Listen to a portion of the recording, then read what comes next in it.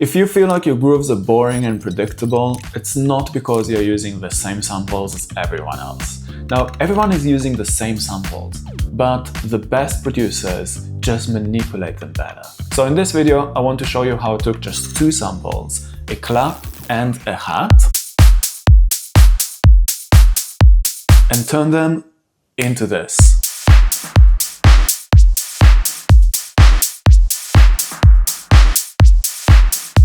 This is the exact technique I teach my clients when they feel uninspired or stuck in a loop, because the cool thing about this technique is that it's going to sound completely different every time you do it. So step number one is take any sample. I like to use a clap and an open hat because that's the fundamentals of every groove. And then step number two is take any delay plugin, it really doesn't matter, and drop it into your clap or onto the snare, onto the hat, sorry. In this case, I'm just gonna use an echo, and I'm going to do the presets actually, and I'm literally just gonna drop this one onto my clap. I'm going to mute all of the samples except the first one, because we're going to record this to audio. So at the moment, let's just record this. Don't worry, it will sound really cool in a bit. We need to do that a couple of times. So how about we take this one? Perfect. So each one of these delay presets give us a slightly different rhythm to play with. This sounds so cool. Let's record this as well. Nice one. Let's record a few with the hat. Now, you can combine different presets. So I can take like an echo and go to the audio effects and choose flanger. Amazing. This sounds so sick.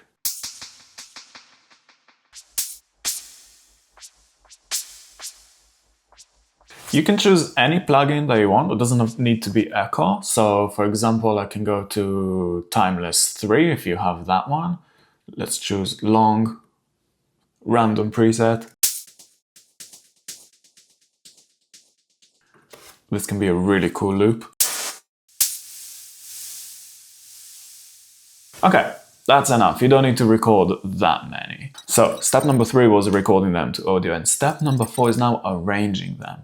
Now we have all of these really cool rhythms that we can play around with and create an absolutely original beat. So how about we mute the clap, we mute the hat, and let's mute everything else for now. And let's start arranging this. So I'm going to start with this clap. It sounds very cool. How about we put it every bar? Now we have these two different claps. Nice. And we then have this one. All right. How about we put it like that?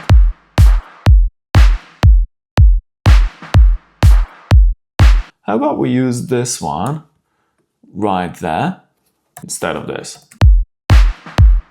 This can be cool here, and we can use this as our main clap like that.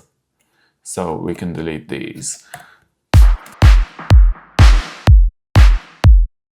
Let's see what we have with these hats. So with the hats, we have this really cool rhythm.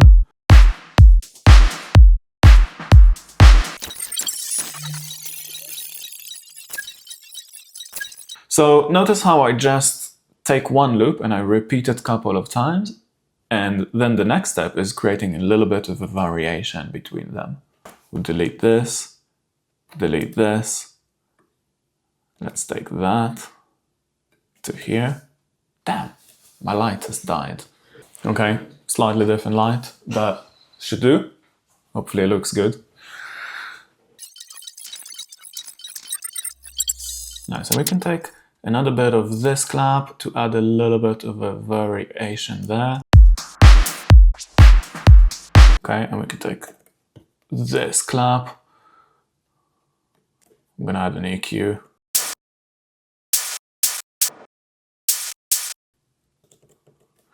We can add a bit of a different fade to each one. Now we have this amazing groove going on.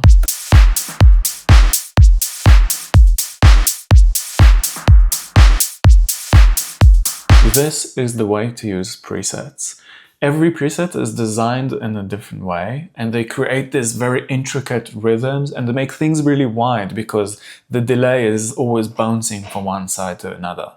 So it's making your groove feel wide and spacious and really unique.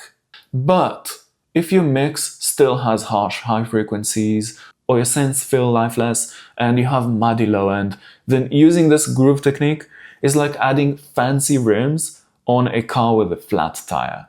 You first of all need to fix the fundamentals before you add these sparkly percussions and creative sound design. So in this video, I'm going to fix these problems on a real example, a track that one of my clients sent me, and I will show you exactly how I mix that track from the ground up to a professional standard. So I hope you learned something today and enjoyed this video. Thank you so much for watching, and I'll see you in the next one. Peace.